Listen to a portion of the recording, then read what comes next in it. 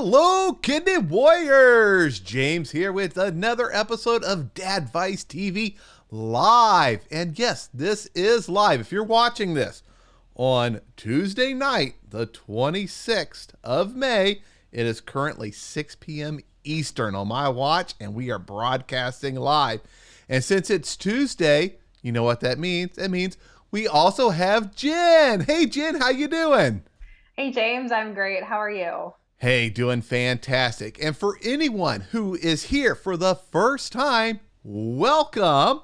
I consider myself a kidney health coach. I am an actual kidney patient who was diagnosed. I ignored all the signs. I ate a bad diet. I waited too late with stage 5 kidney failure. But I have worked really hard with my doctors and with dietitians and made diet and lifestyle changes. And I am back up to stage 3 with not a single symptom. And with us is Jen. Jen is, believe it or not, a real, genuine renal dietitian. So she is packed with all sorts of information. You want to give us a quick rundown about you, Jen, for those that are new to our little show here? Sure, James. So I've been a renal dietitian for the past 7 years. I don't keep track of time, if any of you have realized that in the past talks that we've had. But the majority of my dietitian career, I've always been in the kidney world, working in dialysis, working with the Kidney Foundation.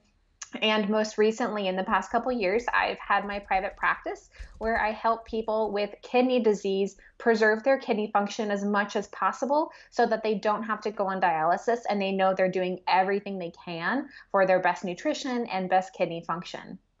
There we go. And today we are going to talk about a very painful topic for those of you who have ever experienced kidney stones. Oh, and yes, I fall in that category of unlucky people who have had kidney stones. But luckily, my doctor gave me advice, the same advice we're going to talk about today, and I have stuck with it, and I have not had a second kidney stone. Woo, thank goodness.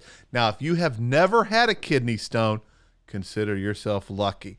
I would say as far as the pain goes, it's not the most painful thing I've ever experienced. When my gallbladder got clogged up and inflamed with another kind of stone, that was painful. Of course, I've never given birth, but I've been told it's the closest a guy can get to the pain of birth, but not quite there. Kidney stones, though, when you get those things, that's possible. It doesn't cause much pain, but usually when you get them, when they start traveling from your kidneys down to your bladder, you're going to at the least call your doctor because it hurts. And you may even end up with a trip to the ER because it really can hurt. But hopefully, you guys can make some little changes. You're going to learn some stuff today and reduce the chance of developing kidney stones, maybe even preventing them completely. Because if you know what causes them, you can make changes to greatly reduce the chance of developing them. Now, I want to say hi real quick. I see we have Amr from Germany. Hey, Amr. I used to live in Ramstein, Germany. My dad's U.S. Air Force, retired now. And in the mid-'80s, I lived in Germany, and I loved it. Of every place in the world that I have lived, and I've lived in most of the continents, Central Europe was by far my most enjoyable. Getting to go there and see history like castles and stuff and all the travel, unbelievable. So thank you for joining us from Germany. Now let's jump right on into kidney stones. All right, Jen, let's start off with a simple question. What the heck is a kidney stone?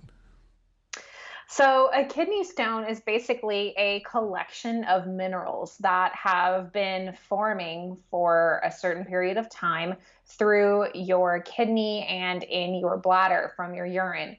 And this collection essentially just starts to form this little stone of all these minerals binding together that then have to pass through eventually if it becomes moved, or as James had mentioned, ER trip or certain other things that we can talk about as far as how they're taken care of.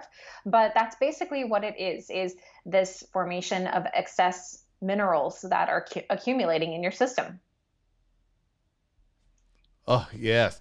Now, so, oops, I'm trying to do too many things at once over here. I'm trying to answer the chats and things like that. Um, so, what are kidney stones made of? Are they all the same, or does it matter what they're made out of? No, that is another good point. It's not a one size fit all. There is not just one kind of kidney stone. There are four different kinds of kidney stones. The most common is calcium based, so calcium oxalate. That occurs in about 80% of the people who get kidney stones. And there's also calcium phosphate, but essentially they're still calcium based stones. And this is when there is an accumulation of calcium in the urine that binds with the oxalate or with the phosphorus and creates the stone. That is the most common type of kidney stone. The other ones that there are include struvite, which is a kind that is more genetic and that is not as common as most people think. I believe that one's the least common actually, or no, cysteine is the least common, and cysteine is hereditary. Struvite is caused by infections like UTIs. Again, if you think about there's not enough urine being produced, it's accumulating in the urine, which is kept in the body, and that's where the minerals have time to formulate and create these stones. There's also uric acid stones, and this is from purines essentially, or having a higher level of uric acid in the urine as well. So there's different types of stones, and that is really, really the first step as we start talking about what to do to prevent kidney stones. That's the first step in knowing how to take care and prevent kidney stones. You need to know what kind of stone it is that you make. And the only way to find out is to get it tested. So if it's collected in the doctor's office, that's great. They can test it there, usually at the urologist or maybe nephrologist, mostly urologist though. And if it's passed at home, then if you can take it to your urologist, they will be able to test it. I'll tell you, when I passed my stone, it was very, very small, but I knew when it happened. I could have recovered it if I wanted to, but I did not. Now mine happened to be caused by calcium, and I thought, wow, I don't get that much calcium. How the heck would I form a stone? Because you would think that it's from too much calcium, but mine was from a combination of two things. One, I didn't get much calcium, and I used to be very bad at staying hydrated. Now, everyone knows it. I always have. Look, I just refilled it right before we started the show. I make sure and I drink plenty of fluid now. But my kidney stone was caused by a combination of those two things. Not enough calcium for some reason. I don't know why, but hey, that's what the doctor said. So I make sure and I get the right amount of calcium in my diet now, and not enough fluid. Because as he explained to me, the concentration of these things just gets too great, and you start forming different types of stones, or you can form them because of that. Now, who all, besides people like me who weren't drinking enough, is at risk of developing stones? Well, the scary thing about it is that basically anybody can be at risk of kidney stones, especially if you're not drinking enough water. So James, like you mentioned, just not having enough fluids, that's a really, really big issue, because you're not creating enough urine. You're not creating a full bladder that tells your body we need to go get rid of everything, because the purpose of urine is to get rid of excess minerals, nutrients, things like that we don't need. It releases through the urine. So if you're not giving your body enough water, you're not creating that road. You're not creating that pathway in order for the body to eliminate those extra minerals and that buildup. So the first thing is really people who are chronically dehydrated. So if you're always feeling thirsty, or even like the little tinge of thirst, that's the first sign of dehydration. That's the first sign that you're not getting enough water. That's not, some people think, oh, drink, what is it? Drink when you're thirsty and that's it, something like that. But that's not always the case, because even as we get older, we start to lose that sensation of thirst. And that's why the elderly are at higher risk of dehydration, because they just don't think of needing to drink enough water. It's not something that is not something that's very acutely aware for them that they're Mm-hmm. focused on. So that hydration part is a really big part. And as far as, yeah, who is at risk, it could be anybody, especially those that are dehydrated. Yeah, and my doctor told me that males have a slightly higher risk of developing kidney stones compared to females, and that the number one sign that I will develop additional kidney stones is developing that first stone. For some reason, once you develop a stone, you are likely to develop more of them. So it's really, really important to figure out how much you need to drink, everybody, and stay hydrated. We know that's important for our kidneys. And believe me, if you ever get a kidney stone, you'll always have fluid nearby and stay hydrated. You'll never go through that again. Yeah, I think it's pretty worrisome to think that just because you get one kidney stone, your risk of developing another one increases by 50%. There is a very strong chance that you can develop another stone in 10 years or 5 years or next month or tomorrow if you're not making adjustments to what you're doing. And again, that first step, that first rule of thumb is drink enough water and stay hydrated. I will say, as we lead into a different part of the tips here, because there is a very specific case that I had when I was working in dialysis. So somebody on dialysis is usually on a fluid restriction, right? Your kidneys aren't getting rid of the fluid as much, so you can't drink as much. And I had somebody on dialysis who was getting kidney stones. Oh. So we can't drink more water, right? Right. So do they have to have the doctor remove them and not pass them? Well, there are other medical treatments for it. So there's medications that can be prescribed, but in dialysis, what's more so the common issue is protein, and eating a lot of animal meats, a lot of protein, as your doctor had mentioned as well, James. Eating more animal protein and more meats can lead to a higher risk of kidney stones. The old school traditional thought when it comes to the diet on dialysis is protein, protein, protein. Eat more meat all the time. That's what I heard all the time from nephrologists and people that have been in dialysis for years. It's been ingrained into them. I have to eat more protein. And that is exactly the problem. One of the problems that was causing this certain patient of mine on dialysis to get kidney stones. So he was eating too much animal protein, and we had to really talk about pulling back, because even on dialysis, even needing some more protein, it's not as much as you think. You don't need to sit down to a 12-ounce steak 3 times a day and feel like that's not going to be enough, because it's just, again, the palm size amount. Oh, where's the camera? There we go. Palm size amount. That's what's needed. So that was another big factor. Yep. And when I drink my water, for people who have watched my channel for a while, you know what's in here. Lemon juice. That's what my doctor told me. Drink water, put in some real lemon juice, cook with lemon juice whenever possible, which is perfect for stir fry, because I love making stir fry. It's my go-to meal. And that would help me. And he talked about eating too much red meat, because not only does it cause the hyperfiltration of the kidneys, which could increase inflammation, which is a problem I had because of how bad my kidneys got, but also it increases the uric acid in your body, and all of a sudden that's getting into your kidneys and working its way through your bladder. And if you don't have enough water there to dilute it and flush it out, those crystals, aka rocks, start forming, and voila, you lose. You got a kidney stone. What are some things that we can do?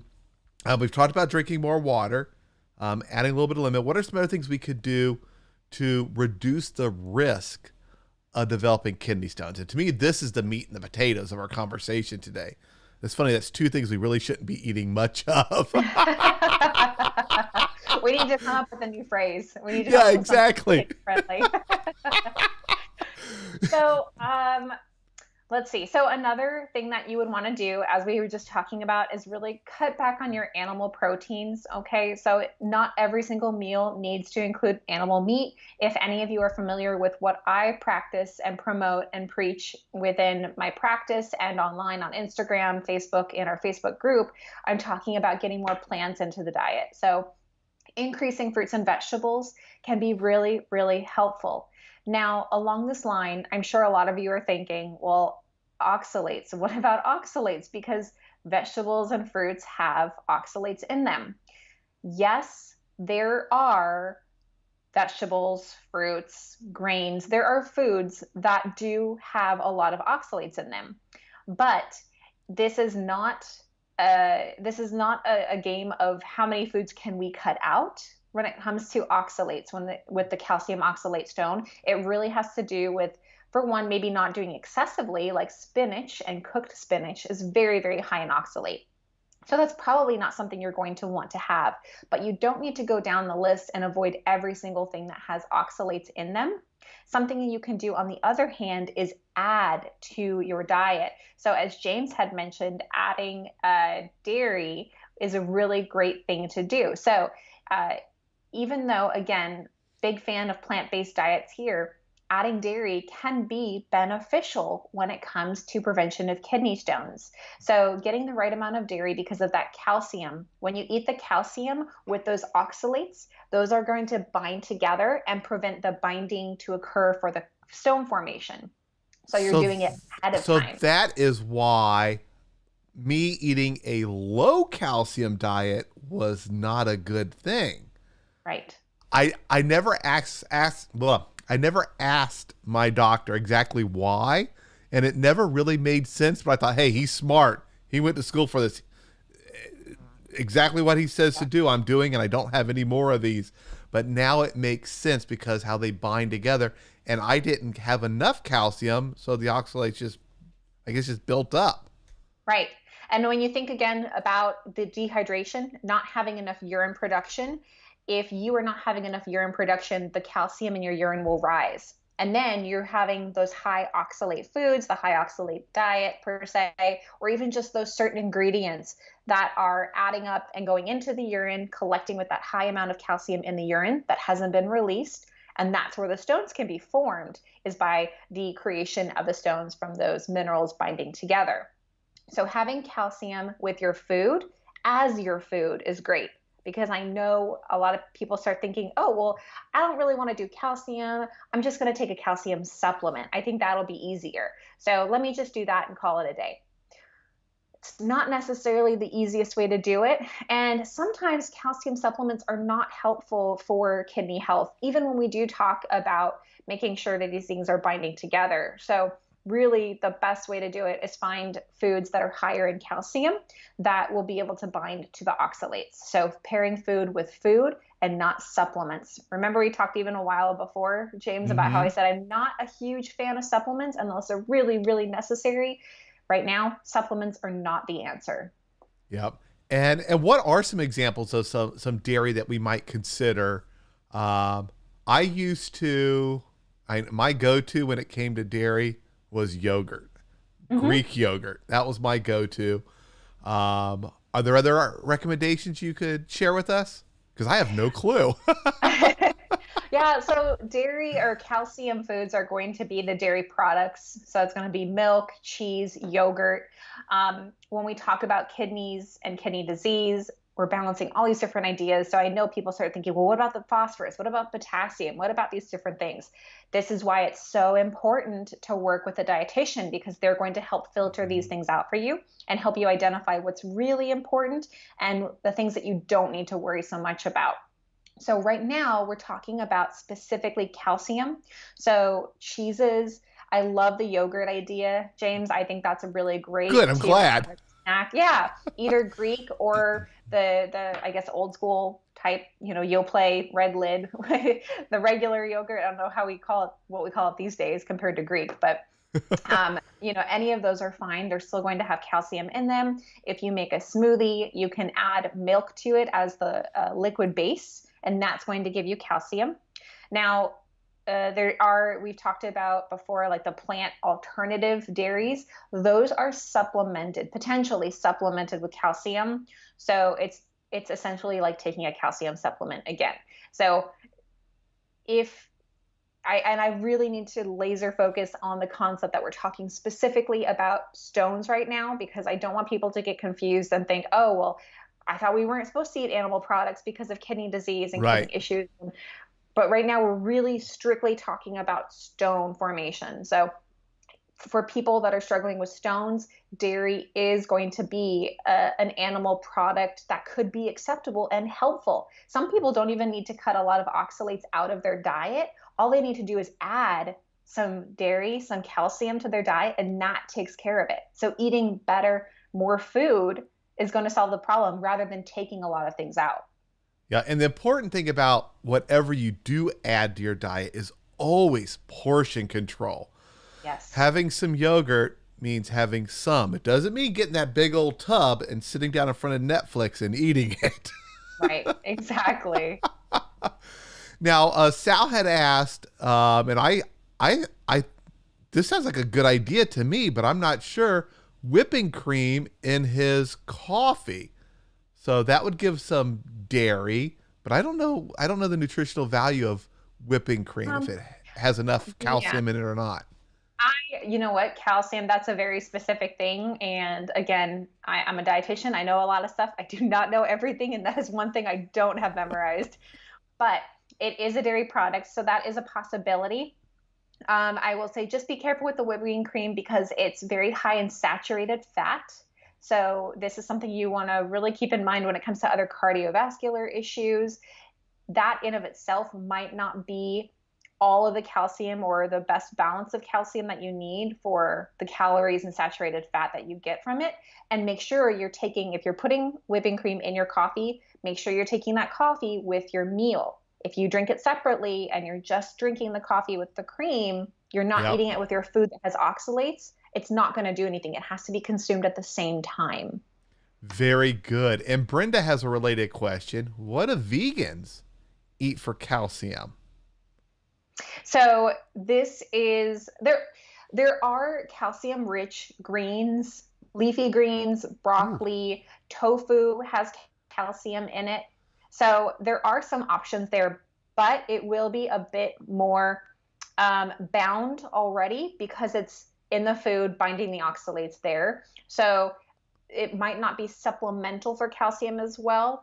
Uh, that is definitely a question to be checking with your doctor and dietitian about, if to see if a supplement at that point would be beneficial, um, because of the quantity that it would be required, Yep. and also making sure that you're finding like beans, even some nuts will have dairy in them. So there are different plant-based options, but again, it's already semi-bound to the oxalates, so it might not be provided as the calcium that we're looking for to bind to the oxalates in the food that we're eating. It's already bound. It's already Yep. claimed.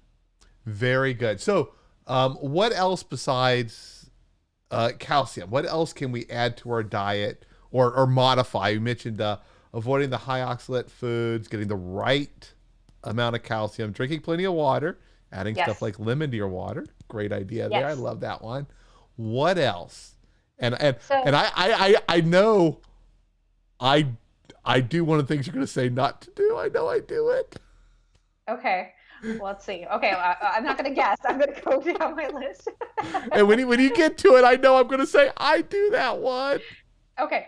Well, first of all, I'm going to say you really got to keep salt limited. Salt is going to prevent the creation and the release of the urine.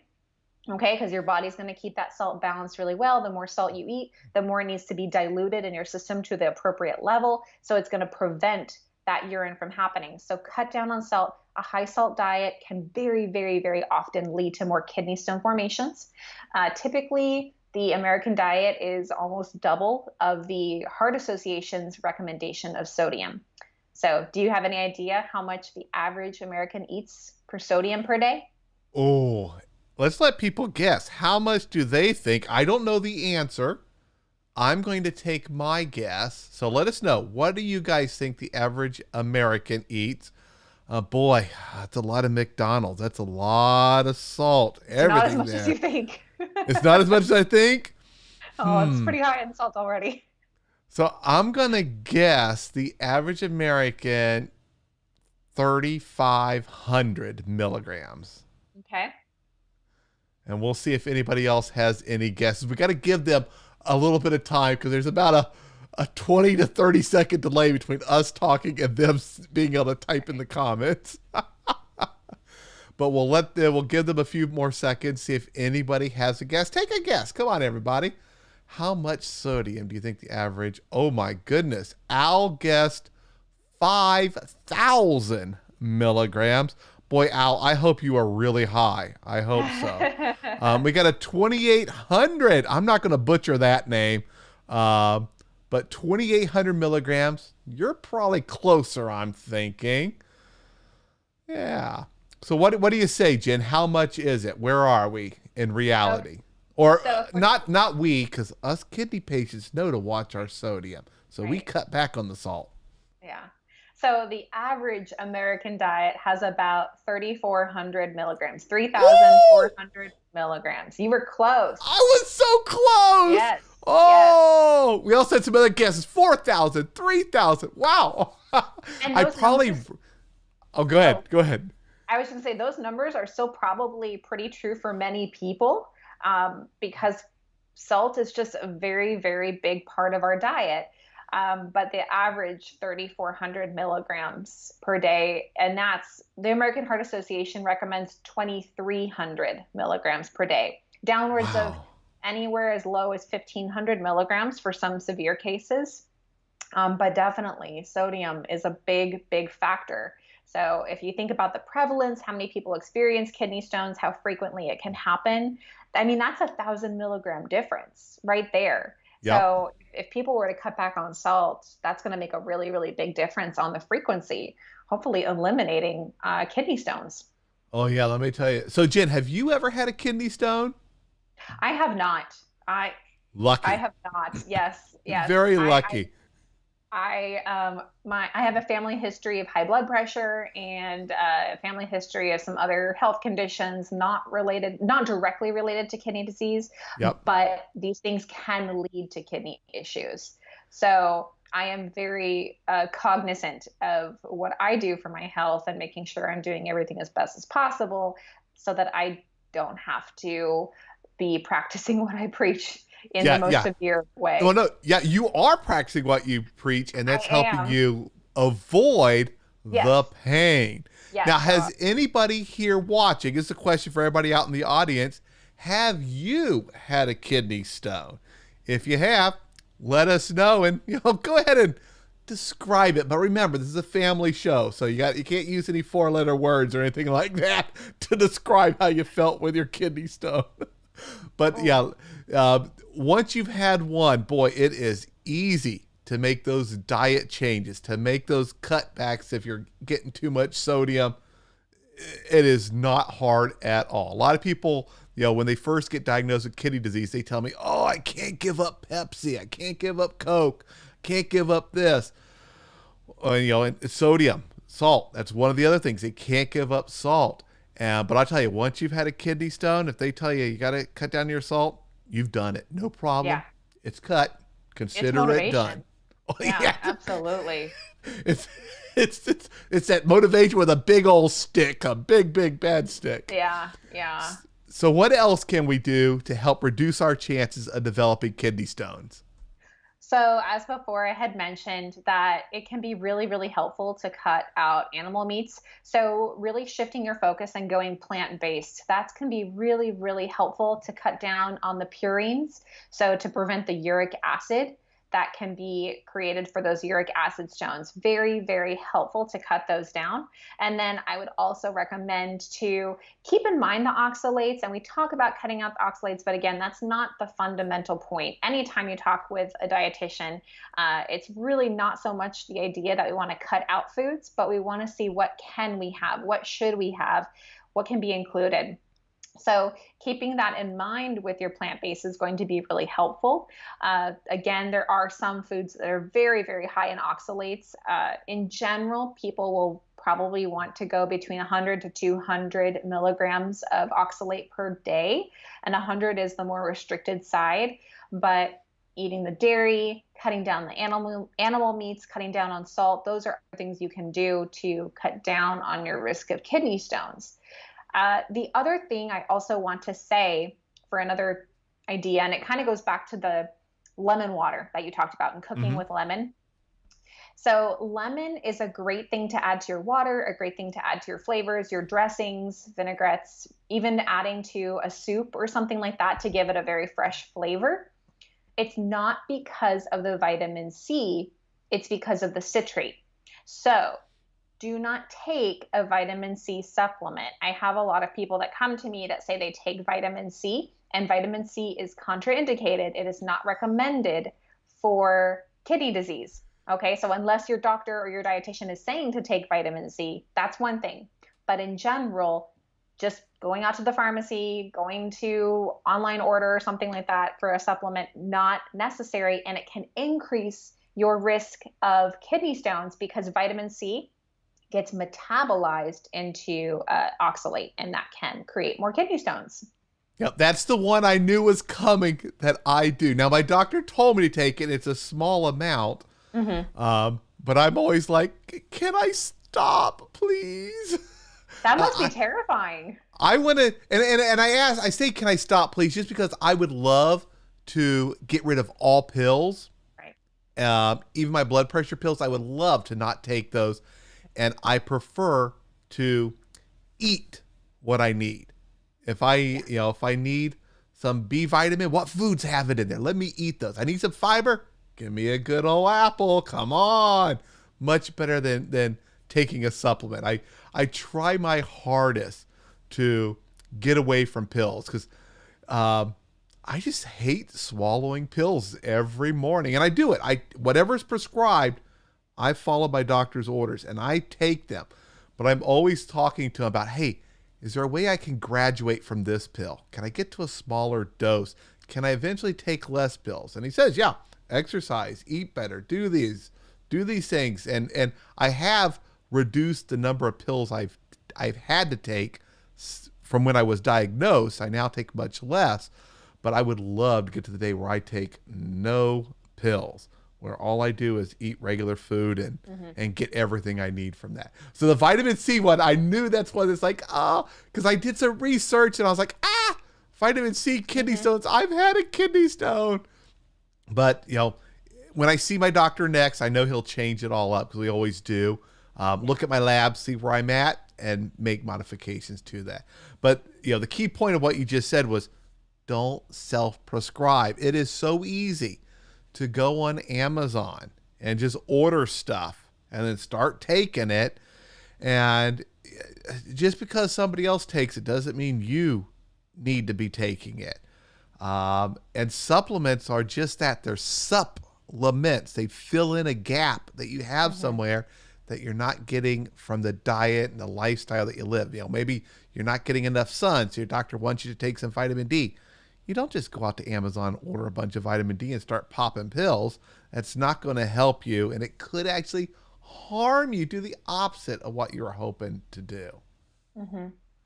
Yeah, and that's another thing too that kind of leads into another thing is talk with your doctor about all your supplements, and you can ask your doctor, are there any medications that I can or should be taking right now to help prevent kidney stones? Because there are several medications that are prescribed to prevent stones. And this is a kind of a later, I would say, it could be earlier on, depending on the severity of your stone formation. But talking with the doctor about medicine, again, it's a tool in the toolkit for you. It's something to help support you with your health goals, and in this case, prevent kidney stones. So it may be temporary, it may be permanent, but the point of it is you don't need to have another kidney stone if you're following these different guidelines and you're talking with your doctor and your dietitian about everything you can possibly do to prevent them. And that's the importance of it. Yep. And we have a question here. I think this is a really good one, from Trent in Oregon. Is there any connection between gout and kidney stones? Because they both, I could imagine that maybe there is, but I don't know. Do you know if there's a connection? I don't know about connection necessarily, but I will say gout is related to high levels of uric acid. And kidney stones, there is the type that I mentioned of uric acid kidney stones. So your urologist, your nephrologist may check your uric acid levels routinely to see if they're running high, and they might prescribe you something that's called allopurinol, and that is a medication that can help with gout and prevention of kidney stones. So yes, it can be related, especially when it comes to the uric acid stones. Sometimes the other ones can be related as well. But one of the first things that you'll want to do is cut down your animal meats, because the animal meats are creating the purines, which is the uric acid. So cut down on your animal meats. Be really, really careful with that. Be careful with your sodium. Stay hydrated. I would say almost in that order, per se. Yep. Cut out the things that are really going to trigger it, and then do what you can to make sure you're making enough urine. And Barbara had mentioned that there's 80 milligrams, which is very, very little, of vitamin C in ProRenal Plus D, a renal multivitamin that I and many people take. I know the reason it's in there. It is in there because there's the B vitamins, and it helps your body absorb the B vitamins. And 80 milligrams is very little. That is a tiny micro amount of vitamin C.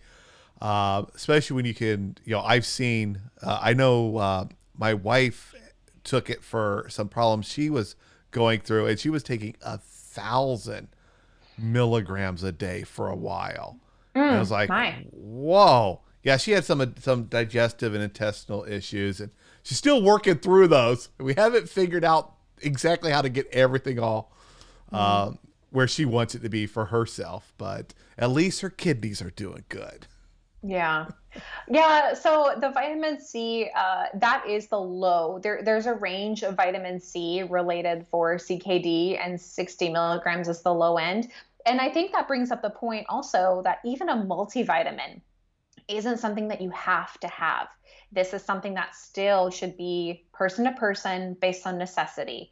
Just like James said, it's a supplemental thing. It's additional nutrition provisions if you're not getting enough in your diet. So working with a dietitian, you'll be able to help figure out if you're getting enough or help you get enough of those nutrients so that you don't need to worry about a multivitamin. But take the multivitamin if it's prescribed by the doctor, if it's recommended, approved by the dietitian, because they know your medical history, they know your background. If you're taking a multivitamin and you're taking it just because you think you should, or somebody, your neighbor told you, or your friend is selling some kind of something or other, that's a different story. I wouldn't go down that path. But yeah. I laugh because in one of my videos where I talk about some supplement, I can't remember which one it is, but there's one of my videos within the last 2 months, I had a part where I quoted a line from one of my favorite comedy movies, Spaceballs, and I said, just because your father's brother's cousin's former roommate recommended it, don't do it, or something like that. I watched the show to get the exact quote and memorized it so that I could deliver it in that video. and I just as a little side tip, everybody, I do that a lot. There's a lot of little lines from movies that I slip into my videos just to see if people find them and mention them in the comments. And I think this summer I'm going to do a giveaway and ask people, find how many of them you can and let me know which videos of what movie reference there is in there. And I'll give something away. I got to figure out what it'll be, but I'm always thinking of giveaways in my mind that I could do. Now, fun. Anything else that we could do to prevent kidney stones? We've covered quite a bit. Hydration, sodium, calcium, avoiding high oxalate foods, going plant-based. First of all, there's so many benefits from going plant-based when you have kidney issues. Minimizing or skipping adding additional vitamin C. Talk to your doctor about your medications. Are there any others that are important? Yes, there is one more that I would recommend, and it's very in line with the salt recommendation, and that would be to be careful with added sugars in your diet because sugars can accumulate really, really fast. Again, American diet, very high in sugar as it is in salt. So, the recommendation, according to the American Heart Association, is 6 teaspoons per day for women, 9 teaspoons per day for men. That's 100 calories from sugar for women, 150 calories of sugar from men. And this can add up really fast if you think of something as simple as a Ooh. soda. Even like a sweetened coffee beverage can be really, really quickly high in sugar. And the sugar is doing very similar things as the salt does. It prevents additional urine output. So it's allowing for more calcium to collect in the body. And that is going to harm the mineral balance there and create that breeding ground essentially for more stone formation. So keeping your sugar intake down to the recommended amount is really important. Avoiding high fructose corn syrup. The Ooh. fructose can be triggering for kidney stone formation. And a lot of people think about fruit. Well, fructose is in fruit, so I can't have fruit. Nope, not the case. Fruit is good for us. We want to have fruit in the diet. I do have a general recommendation for every piece of fruit you have, you should have 2 servings of vegetables. So your vegetable intake is higher than your fruit intake. And most people benefit from 2 to 4 servings of fruit per day. So it's definitely something that you can fit in. But then if you think Yep. 2 to 4 servings of fruit, that should be what, 4 to 8 servings of vegetables per day. So again, a very high plant-based diet. Really, really good for us, but mostly focused on vegetables. Yeah. Oh, and I was the typical American eating tons of meat. It was Hmm. the big old steak, the biggest on the menu, big old baked potato. That was my vegetable. That was as close to a vegetable as I ever got. A piece of broccoli never saw my plate. Mm. But now, I love eating plant-based, especially with all the things you can do with either the sauces I make up or whatever I Yeah. mix in. It doesn't, anyone out there who's thinking, oh, this sounds like it's going to be boring meals. Oh, no, it's not. Mm-mm. Learn about garlic, curry. Oh, as a matter of fact, I'm eating a late dinner tonight. I usually eat my last meal by 6. Um, but my wife's going to make up some Indian meals, and oh, it's going to be good. It's my favorite type of food to eat. Oh yeah. I just curry just makes things taste great. It's amazing. Um, Mm-hmm. Let me see what we have here in the questions. There's a lot of activity going on. Um, One I do want to touch on. We have a new person who's asking a lot about diet. We have lots of stuff out there about diets. As a matter of fact, your Facebook page, first put it up there. Make sure if you have not joined this Facebook page, it's free. Come on, free information to help us. Let's go get it. Join this Facebook page out there. You can also, do you still have your 6-day meal plan? Is that still on your Mm-hmm. website? Yep. You can go to jenhernandezrd.com. That's Jen's website. And there is a 6-day meal plan. We also talked, well, probably 3 of the last, this is our 5th one of these live videos, I think. And 3 of them, we talked about diet and what you can eat. And the number one problem, and I think you're experiencing it, WA5CVI, that's his handle, is people over restrict. A diet is not restricting. It's about balance, finding out what nutrients you need and eating until you get those. And I use an app to track what I eat. And I used to track every single thing I ate. Now I've got it down. I can make up a meal, and I know just by looking at it. I've gotten used to what to put in there and how much to get what I need. But what you need to do is not try to starve yourself to death, Mm-hmm. not try to cut out all these foods, but do portion control. If there's a certain thing you want to eat, one of those little tiny baby oranges, what are those called? The easy peel oranges? The cuties? Yeah, the cuties. You can find a way to make it fit in your diet. You don't have to go like, oh, high potassium, throw it out of there. Now, a lot of those websites sound like that's what you got to do. That's not how you need to live on a diet. And working with a renal dietitian like Jen will help you discover how to make foods that you like and the things that you like to eat fit into your diet. And then also how to make better choices to slow down, stop, or maybe even regain some of that lost kidney function. Now, they're not going to be able to repair your kidneys. Nothing out there can. There's no supplement, no herbal pill, no Aztec moon dance. None of that stuff will repair, will rebuild, will heal, will restore. Whatever words they all use now to try to sell you one of those things. None of those things work, okay? You can modify your lifestyle, modify your diet, and hopefully reduce the burden placed on your kidneys so that they work better for you. My kidneys today are the exact same as when I was in the hospital with a GFR of 8. They are no different. They're still scarred. They're still shriveled. They're going to be like that the rest of my life until some new technology comes along to help. But by doing the things that we're talking about here, I've gone almost completely vegan. I'll still eat a little bit of animal protein from time to time, but I try to stick vegan.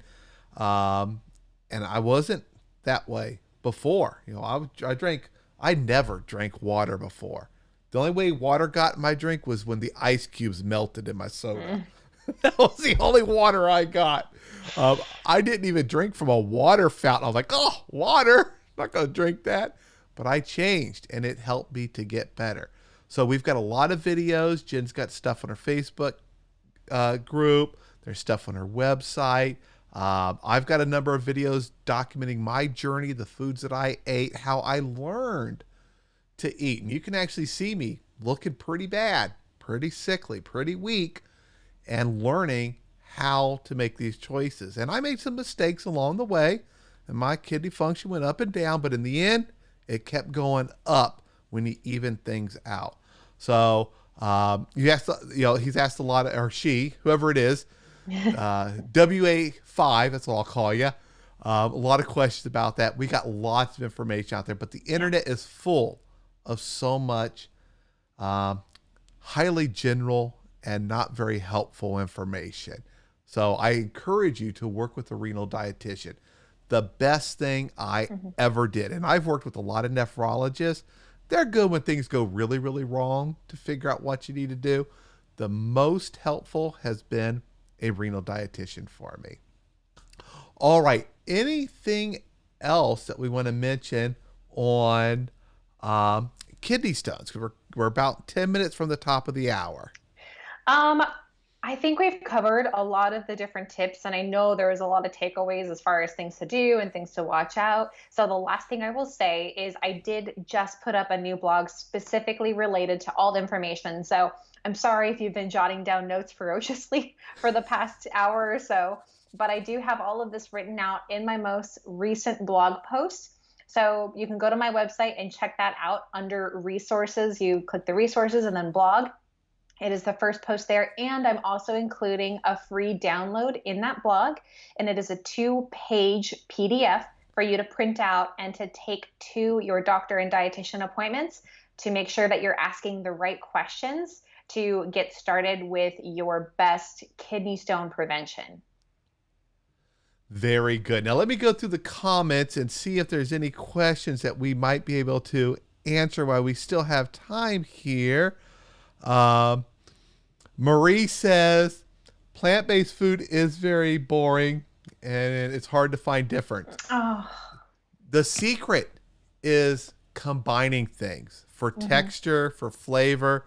Learn about spices. So ginger, and I'm going to talk about my favorites: ginger, garlic, curry, anything that's really strong. It takes very little, and you can make up a little sauce and wow, have a ton of flavor. And my go-to meal, now this is just, I could not cook at all before being diagnosed with kidney failure, my go-to is stir fry. I can Hmm. get some vegetables. I can either chop them up myself, which I do because it's cheaper. But if I'm in a hurry, like I know, I'm going to have a busy week, I buy the bags of the pre-chopped, Yeah. and then I'll mix in some other stuff from the frozen section that's already chopped up. I'll throw in a little bit of nuts, like maybe a little bit of walnuts or pecans or almonds. Um, and then I make up my sauces. And you can have all sorts of flavors, even though the base is the exact same, just the vegetables, the sauce that you make. Um, and I'm not talking about high sodium, high sugar Hmm. sauces. Sometimes, I'm just mixing up, I'm trying to, I have so many of them that are all Yeah. made up, Like but they're, pesto. yeah, like pesto or something like that. You put it on there and it is, it changes the flavor, and it gets rid of that boring, Hmm. um, which when I first started, it seemed boring. It's like broccoli all tastes like broccoli. Oh, no, no, no, no, no. When you mix things up, throw in a few little water chestnuts, things like that. Now I got some crunch and I got this. And depending on if I'm steaming it, the texture, there is a lot you can do to change the flavor. And one more tip, and then we'll see if you have any. One thing I like to do, if I'm making up like some jasmine rice or something like that, and jasmine rice is my favorite rice, I don't just use water. I will put something in the water which helps flavor the rice, like lime. Oh, I love adding lime to my water in my rice cooker and then making up the rice, and it has a completely different flavor. Yeah, that's a really, really good tip. I love adding some kind of flavor to the water when you're cooking something like rice or beans or whatever it is, because it's absorbing exactly what you put into it. So you might as well give it an opportunity to add more flavor. That's just going to make a big difference. And Yay! that's good. I'm really Look at glad that to hear message. that. Yay! Yeah, that's really good. Um, I I have a new client that we just started working together the past couple weeks. And when we first started, she was not plant-based, but her GFR is she's at a point where she could qualify to start dialysis. She Ooh. doesn't want to do that. So I am supporting her with making the changes for her nutrition, and she's gone plant-based. And we just had a session this morning and she was telling me I didn't realize how good a plant-based diet could taste. There we And go. yeah, and she was skeptical at first, and she was like, "I'm not like she's a drive-through kind of girl, a fast food kind of girl, grab and go, get it and be on your way kind of girl." Because she's busy, and I get that. But she's taking the time right now to learn some new recipes, learn some new tricks and ideas about making food so that it tastes better. It's kind of like riding a bike. First you start with your training wheels and you go slow, and it might take you an hour to go around the block. But then as you do it more and more, then you don't need the training wheels, which is like, in my opinion, the dietitian, because you don't need us forever. But you build up the speed, you build up the time and the practice, and before you know it, you're taking the block in 5 minutes because you're so used to it. And that's cooking plant based is about that practice, getting used to how the vegetables taste, getting used to trying different spices and seasonings. I love cumin. I'm a Ooh, Southwest girl. another good one. Yeah. Yes. So I always do garlic, cumin, chili powder, paprika, which there is the regular paprika, but there's also smoked paprika and hot paprika. So the different paprikas are really great. Even cayenne or coriander. Thyme is another big favorite of mine. Rosemary. I mean, I could go on and on. There's Those are tons all of great. spices. All of those are in my kitchen. It's my lunchtime, so I'm really hungry. But those are all really, really good spices, and they add so much flavor. And that really helps in changing what the food tastes like, especially when we talk about plant based. The grains, the carbohydrates, like the potatoes, the vegetables, the rice, like all of that stuff. It's all about mixing and matching to create something totally different. And then the Hmm. sauce, salsa, pesto, cream sauce, a vinaigrette, just simple oil and vinegar. Like there's so many different bases that you can use that totally, again, change the flavor profile. And there's so many options. It's almost, to me, it's almost overwhelming in thinking of all the different things that are available, because it Yep. is so, like, it is endless. It is endless, the amounts of food and the flavors of food you can have, rather than the traditional salt, pepper, garlic, onion, whatever. Like those, there's some that are very, very staple, especially in the American diet. Number one being salt. So when you kind of step away from that crutch of using salt for flavoring everything and you step towards all the different opportunities of spices, it really, really opens the door on the different flavors that you can have. Yep. Have a couple questions here. I'm going to try to squeeze in. Um, Jane and Bill asked about those plant-based veggie options that we're seeing at fast food. So first thing I want to do is let you guys know, next week on Tuesday, we're going to be talking about fast food. Woo! Help you guys figure out how to navigate their menu to find things that work when you have to go and hit fast food. And I go to fast food from time to time. I see it as a treat. It's not every single meal. And I've figured it out. And once you know how to navigate the menu and figure out what to order, you're not afraid to go there. So it's great. Take the kids, let them get something. But what do you think of all these plant-based products that we're seeing at the fast food joints? You know what? It's still fast food at the end of the day. It's still packaged, it's still processed, it's still preserved in questionable frequency, duration. So I am not a huge fan of it, especially one of the most widely popular ones right now. And again, we're talking a lot about this next week, but like the Impossible Burger, that is basically, you compare the nutrition information to like a regular beef product. It's very, very similar nutritional, high in saturated fat, very high in sodium, actually Yeah, higher in a sodium. lot higher in Yeah. sodium. Yeah. So I So, tried one of those. I went and I thought, you know what? I'm going to try it. Even though it's really high yeah, sodium, right. one burger, one Whopper was probably about half or over half of my daily allotment of sodium. Um, and it did not taste like a Whopper. It It's just, it didn't fool me at all, and it was it's not not worth it. enjoyable. And I'm sitting there thinking, like, I'm not even eating healthy, Yeah. and it doesn't taste good. Yeah. I, I, I don't know. I don't want to be a negative Nancy, Debbie Downer about the whole thing, but when it comes to fast food, just don't put that health halo over the whole plant-based idea. Okay, it's still fast food. It's still going to be probably really high in sodium, high in saturated fat, maybe has phosphorus additives in it as well. It's really not the answer to the problem. So I would encourage you more so to look at how often are you going out to eat, and maybe work on cutting down the frequency of going out, instead of thinking that doing a plant-based option is going to be the answer to your problems, because it's probably not, unfortunately. Yep. All right, we have just a few more minutes here. Here, Patty asked, "Are eggs okay on a plant-based diet?" So technically, plant-based is not vegan. People think plant-based automatically means vegan, but plant-based, think of it as like a pyramid. The base of your diet is plants, fruits, vegetables, grains, nuts, seeds. So eggs, yes, can fit into a plant-based diet, Patty, but the number one thing is to find out, for one, how much products, animal proteins, protein in general, you should be having for yourself and your own diet allowances and dietary restrictions. So make sure that you're aware of that. And that's how a dietitian comes into play, to tell you exactly, these are what we're going to aim for, the grams of protein, the types of protein, what's going to be good for you, and what you should watch out for.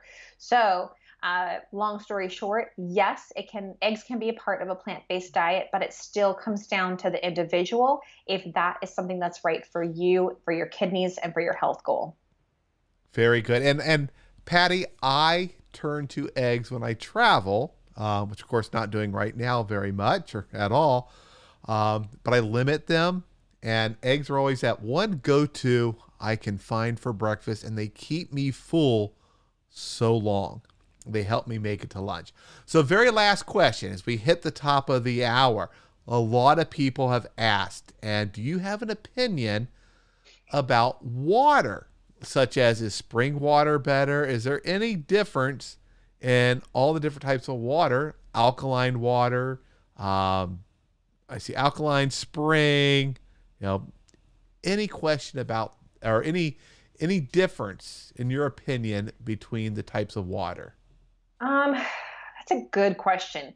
So there's a possibility if you get your local tap water tested, or if you look up what the mineral content is of your local tap water, you might find that it's higher in certain minerals. So that would be interesting for you to see, just like what your local tap water does include, because some of us have like hard water, right, or soft water. So take a look and see what your tap water provides to see what you get already accessible through your home.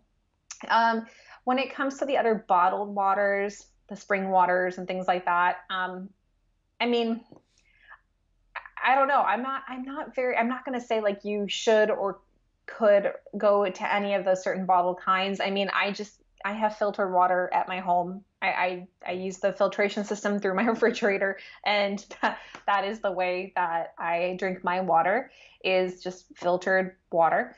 So I don't think we necessarily should be looking to bottled water to be the answer to our question. If it helps you drink more water, then I think that that's fine. There's really no evidence to say that alkaline water is going to be doing anything to our system, to our body, because of the level of alkaline in the water. That it's not the same as an alkaline diet, which is really more focused on fruits and vegetables and lower in protein.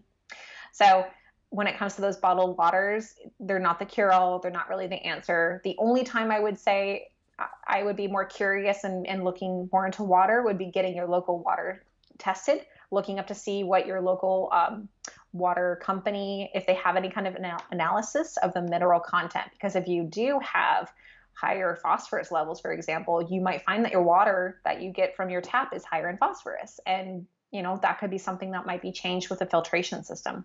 But check to see what you can find out for your local source first.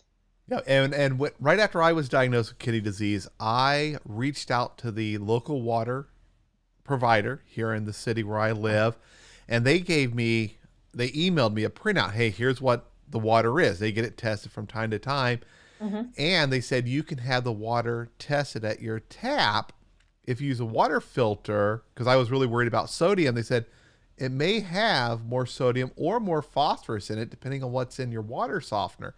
So I got mine tested. I went down to the local hardware store, got a little test thing, and actually it was free. They had them there. Got some water. I sent it away. They tested it. And I ended up modifying where I get my water, that I fill this up, to avoid my water softener, because it was actually pumping in quite a bit of sodium into the water. Not enough that you would taste it, but with the amount of water I was drinking, it would impact what I could eat. And Right. I would rather choose where I get my sodium than be really, really limited in what I can get when I eat, because I'm drinking a bunch of it. Mm-hmm. All right. Any final comments before we say goodbye to everyone? We're at our hour, and I don't want to keep you too long because we could talk forever, everybody. I know. Yeah, we always get carried away with our conversations. Yeah. It's always so much fun, and we talk about a lot of things, so it's great. And I always love coming back week to week. I would just say check out the blog if you want to get more information. If you want that free download, it's a 2-page printout for you to take to your doctor, to take to your dietitian. Just go to the website, and it's jenhernandezrd.com. The blog is /kidney-stones. So that's the specific blog article link for you, but you can get that information. The other thing would be on Instagram. I'm planning on actually posting more about kidney stones tomorrow because of the talk we've had today, to share more information there. So you can follow me on Instagram as well, plant.powered.kidneys. And then the last one would be the Facebook group. So I have plenty of different free resources for people to be a part of and to learn more about the plant-based diet for kidneys. So I'd be happy to have you follow me in all those different ways. Reach out to me if you have any questions. I can't answer emails that are directly about lab results. So I can't give you specific nutrition advice. It's illegal. I could lose my license. So I will say that. But if you have a general question, I will do my best to give you the answer as best as possible. Yep. And if you guys have any more questions, we are here each Tuesday, same time, same place. And, we try to stay with a certain topic for the questions. But when we're done, I go through and there are a lot of questions that come through. And I try to pick ones that are somewhat related or I think are really important to answer during our time here. But we'll be here every week. Come back, ask questions. You could also email questions. Put them in the comments of the video. Say, hey, here's a question. Can you answer this in an upcoming video? And we'll try to get it in on the next one for you. We've had people ask before, and we've made sure, Jen and I have talked before and said, hey, such and such asked about this. Can we get them an answer during the show? And then I also reply to them so they see the answer in case they missed the show. All right, everyone. It has been a pleasure. Thank you so much for joining us.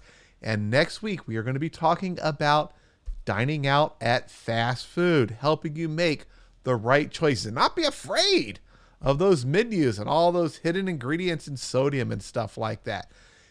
Eating fast food is possible. It's not for every meal. I consider it a treat when I do it, but pretty much almost anywhere you go, you take the family, you can find something that'll fit your renal diet and not throw you off a whole bunch. All right, everyone. Thanks for joining us, and we'll see you in the next video.